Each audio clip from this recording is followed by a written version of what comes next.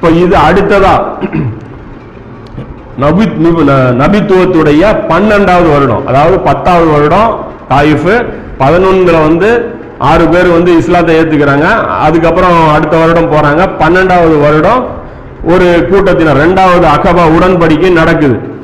மதீனாவில் நபி ஸல்லல்லாஹு அலைஹி வஸல்லம் அவர்கள் நின்று கொண்டு யார் எனக்கு இடமளிப்பீர்கள், யார் எனக்கு உதவி புரிவீர்கள் என கேட்டுக்கொண்டே இருந்தார்கள். இந்த நிலையில் எங்களை அல்லாஹ் அனுப்பினான், நாங்கள் இடமளித்தோம், உதவியும் செய்தோம். அன்சாரிகள் சொல்றாங்க, ஜாஃபிர் அதான் ஃபர்ஸ்ட் அகபா உடன்படிக்கையில் அவங்க இருக்காங்க இல்லையா, அவங்க சொல்றாங்க, அவர் கூட்டத்தாரிடம் சென்று உபதேசம் செய்து அவர்களையும் நாங்கள் முஸ்லீம் ஆக்கினோம். இந்த போன அந்த 12 பேர் என்ன பண்றாங்க, அவங்க கூட்டத்தார்கிட்ட போய் பேசி கன்வின்ஸ் பண்ணி அந்த கூட்டத்தையே இஸ்லாத்தை கொண்டு வராங்க. அன்சாரிகளில் ஒரு கூட்டத்தாரும் எஞ்சிருக்காத நிலையில், அன்சாரிகள்ல எல்லா கூட்டத்தினரும் முஸ்லிம்கள் ஆயிட்டாங்க. அந்த அளவுக்கு எஞ்சில்லாத நிலையில் நாங்கள் ஆலோசனை செய்தோம். அப்ப மதீனாவில் என்ன பண்றாங்க, அன்சாரிகள் ஆலோசனை செய்யறாங்க. என்ன கேட்கிறாங்க அப்படின்னா, இன்னும் எத்தனை நாள் தான் கற்களின் நடுவே நபி ஸல்லல்லாஹு அலைஹி வஸல்லம் அவர்களை அலைய விட்டு வைப்பது? ரசூலுல்லாஹ் எத்தனை நாள் தான் அங்கேயே அலைய வைக்கிறது? போன வருஷம் போனோம், இந்த வருஷமும் போறோம், வருஷம் அவங்க போயிட்டே இருப்போம், அவங்க அங்கேயே இருப்பாங்களா, கூட்டிட்டு வந்துடலாம் ரசூலுல்லாஹ்வை என்று முடிவு செய்து 70 பேர் அகபாவில் சந்திக்க திட்டமிட்டு வைத்திருந்தோம். அதே அந்த அகபாங்கிற அந்த இடத்துல சந்திப்பதற்கு பிளான் பண்ணியாச்சு. ரசூலுல்லாஹ்வுக்கு சீக்கிரட்டா தகவலும் சொல்றாங்க. 2 பேராக சென்று நாங்கள் பையத்து செய்தோம் அப்படின்னு சொல்ல 2 பேரா போய் அங்க இடத்துல போய் பையத் செய்தோம். எல்லாரும் மதீனாவிலிருந்து மினால தங்கியாச்சு. மினால ஹஜ்ஜுக்காக தங்கியாச்சு. மினால இந்த கூடாரம் போடுவாங்களே இப்ப கூட, மினால தங்கியாச்சு. தங்கி இருக்கும்போது நைட் எல்லாரும் தூங்கிடுறது. தூங்கிட்டு 2 பேரா எந்திரிக்கிறது. அதாவது நடு ராத்திரி ஆனதுக்கு அப்புறம் 2 பேரா எந்திரிச்சு நபி ஸல்லல்லாஹு அலைஹி வஸல்லம் அந்த அகபா பேசி வச்ச மாதிரி அகபாவுடைய அந்த இடத்தை நோக்கி 2 பேரா போய் சேர்றது. போய் சேர்ந்தோன்னா 70 பேரும் சேர்ந்துடுறாங்க. சேர்ந்ததுக்கு அப்புறம் இந்த 70 பேர்கிட்டையும் நபி ஸல்லல்லாஹு அலைஹி வஸல்லம் வச்சு பையத்து வாங்க சொல்றாங்க. இந்த 12 பேர் கூட்டு போய் என்ன சொல்றாங்க, இந்த 70 பேர்கிட்டையும் பையத்து வாங்குங்க அப்படின்னு சொல்றாங்க. அப்ப பையத்து செய்யும் போது அஸ்வத் இப்னு ஜராராங்கிற ஒரு சஹாபி, அவர் சின்ன வயசு இளமையான ஆளு, அவர் என்னங்கிறாரு, அவர் எந்திரிச்சிடறாரு பையத் செய்யறதுக்கு முன்னாடி. சொல்லிட்டு சொல்றாரு, தன்னுடைய கூட்டத்தின் அதாவது அன்சாரிகளை பார்த்து வார்னிங் பண்றது, பையத் செய்யறதுக்கு முன்னாடி நல்லா யோசனை பண்ணிக்கங்க, பேக் ஆகக்கூடாது. ஒரு வாட்டி முடிவு பண்ணிட்டீங்கன்னா பேக் ஆகக்கூடாது சொல்றாரு. இவரை அழைத்து நாம் செல்வது மொத்த அரபு உலகையும் எதிர்க்க வேண்டி வரும். முழு அரபு உலகமும் நமக்கு பின்னாடி வந்துடும்.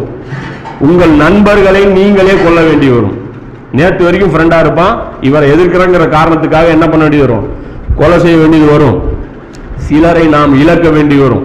இப்ப இன்னைக்கு நம்ம வந்திருக்க அந்த 70 பேர்ல எத்தனை பேர் உயிரோடு இருப்போங்கிறது சொல்ல முடியாது. ஏன்னா இங்க அதான் சொல்றீங்க, பள்ளிவாசல் கட்டுறதுக்காக நபி ஸல்லல்லாஹு அலைஹி வஸல்லம் கூப்பிடல, இங்க கூப்பிட்ட வேலை அப்பட்டமா தெரியுது. இதெல்லாம் எப்போ ஏற்படும், கொலை ஏற்படும், சாவறது ஏற்படும், இதெல்லாம் இப்பதான் போர்ல தான் இதெல்லாம் ஏற்படும்.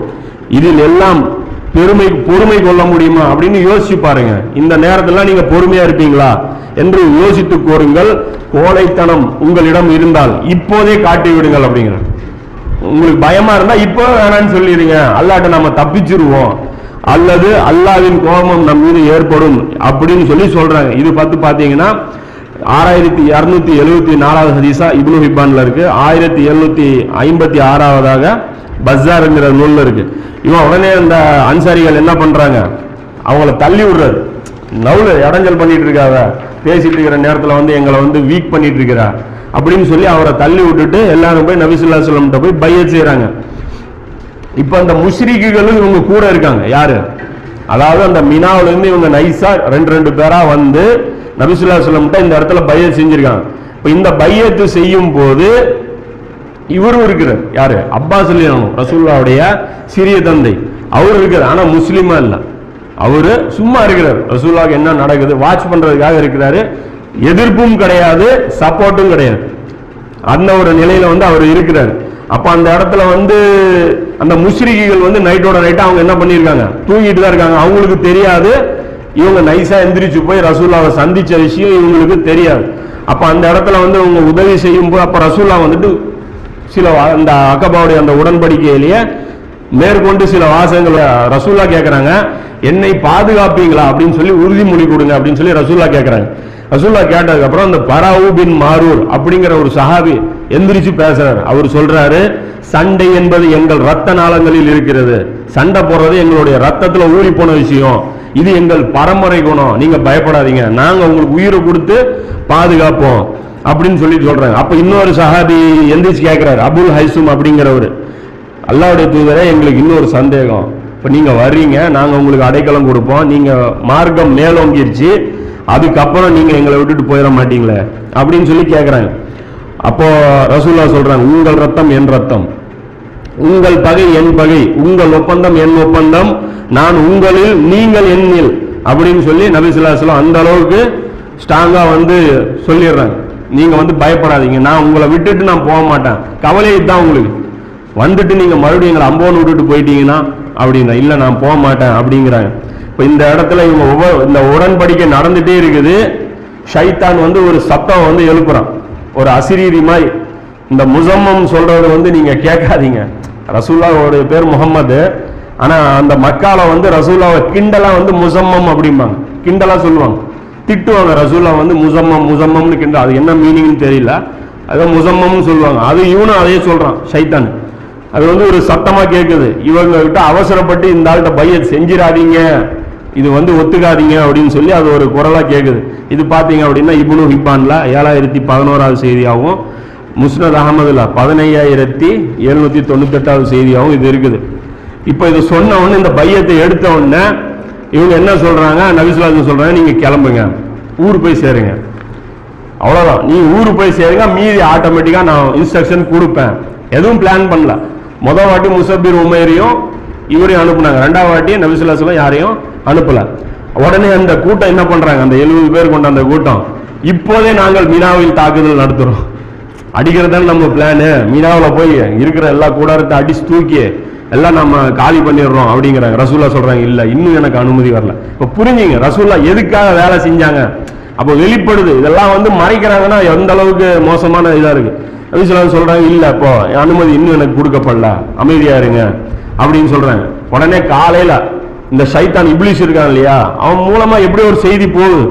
அவன் சொல்றான், காலையில குறைஷி தலைவர்கள் எங்கள் கூடாரம் வந்து எல்லாரும் வந்துடுறாங்க, குறைஷி தலைவர்கள் வந்துட்டு கஜ்ரஜ் கூட்டத்தினர் தான் பெரிய கூட்டம், அவங்க கிட்ட வராங்க, எங்களுக்கு நீங்கள் நேற்று சென்று எங்கள் ஊர்வாசியை சந்தித்தது பற்றி செய்தி வந்துள்ளது, அவரை எங்களிடம் இருந்து வெளியே கொண்டு சென்று எங்களுடனேயே போர் செய்ய பையத் செய்தது பற்றியும் எங்களுக்கு தெரியும், நீங்க நைட்டோட நைட்டா போய் பையத் செஞ்ச விஷயம் எங்களுக்கு தெரிஞ்சு போச்சு, நீங்க வந்து அதுவும் என்ன பண்ண போறீங்க, எங்க கூடவே சேர்ந்து போர் புரிய போறீங்க. இங்க இன்னொரு விஷயம் பாருங்க, இந்த மக்காவாசிகளுக்கு என்ன தெரியும், இந்த முகமது இங்க இருந்து போனார் அப்படின்னா ஸல்லல்லாஹு அலைஹி வஸல்லம் அவங்க என்ன பண்ண மாட்டாங்க, அங்க போய் செட்டில் ஆகி உட்கார மாட்டாங்க, திரும்பி வந்து இவங்களுக்கு அடிக்க போறாங்க.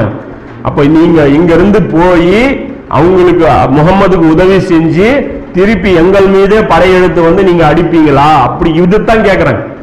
அப்ப ரசூலுல்லாஹ் என்ன செய்ய போறாங்கிறது புரிஞ்சு வச்சிருந்தாங்க. அவங்க வந்து சும்மா வந்து இது கிடையாது, ரசூலுல்லாஹ் தான் அட்டாக் பண்ண போறாங்கிறது இவங்களுக்கு புரிஞ்சு வச்சிருந்தாங்க. நிச்சயமாக நாங்கள் உங்களுடன் சண்டையிட விரும்பல, எங்களுக்கு உங்களுக்கு ஒரு பிரச்சனையும் இல்லை, நாங்க உங்ககிட்ட சண்டை போடுற மென்டாலிட்டியும் கிடையாது, இவருக்காக நீங்க ஏன் வந்து தேவையில்லாம நீங்க பிரச்சனையில மாற்றீங்க அப்படின்னு சொல்லி கேட்கிறாங்க. நாங்கள் சொல்வது சரியா என கேட்க எங்கள் உடன் இருந்த முஸ்லீம்கள், இவங்க முஸ்லீம்கள்லாம் பேந்த முடிச்சிட்டு இருக்காங்க, எப்படா இவங்களுக்கு நியூஸ் போச்சு, நம்ம சீக்கிரட்டா தானே போனோன்ட்டு.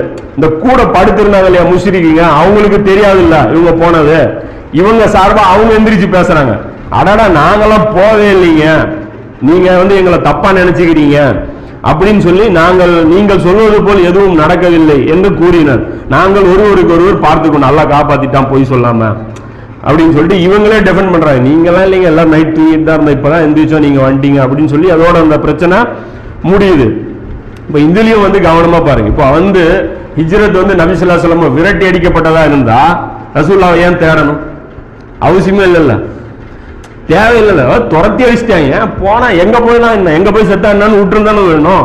அப்ப ரசூலுல்லாஹ் துரத்திட்டு சவுரு கோகி போனாங்க, நபி ஸல்லல்லாஹு அலைஹி வஸல்லம் வந்து எங்க இருக்க பிடிச்சு கொடுத்தா 100 ஒட்டகம் பரிசு அறிவிச்சாங்க, அதெல்லாம் செய்ய வேண்டிய அவசியமே இல்லை. அப்போ ரசூலுல்லாஹ்வுடைய மிஷன் கிளியர் கட்டா அவங்களுக்கு எல்லாருக்குமே புரியும். ஏன்னா ரசூலுல்லாஹ் ஏற்கனவே சொல்லி இருந்தாங்க, என்ன சொன்னாங்க, நான் ஒரு வார்த்தை சொல்ல போறேன் லா இலாஹா இல்லல்லாஹ்னு, இந்த வார்த்தையை வந்து நீங்க சொல்லிட்டீங்க அப்படின்னா அரபுகள் உங்களுக்கு பணிந்து நடப்பார்கள். நபி ஸல்லல்லாஹு அலைஹி வஸல்லம் சொல்லியிருந்தாங்கல்ல. அப்ப அரபுகள்ல இவங்களும் தானே வருவாங்க. இப்ப இவங்க சொல்லல அப்படின்னா நமக்கும் பணிய வேண்டிய நிலைமை வரும் அப்படிங்கறது இவங்க புரிஞ்சு வச்சிருந்தாங்க. அப்ப அதனால வந்து இவங்க இந்த விஷயம் அவங்களுக்கு புரிஞ்சு வச்சிருந்தாங்கிறது ஒரு மேட்டர்.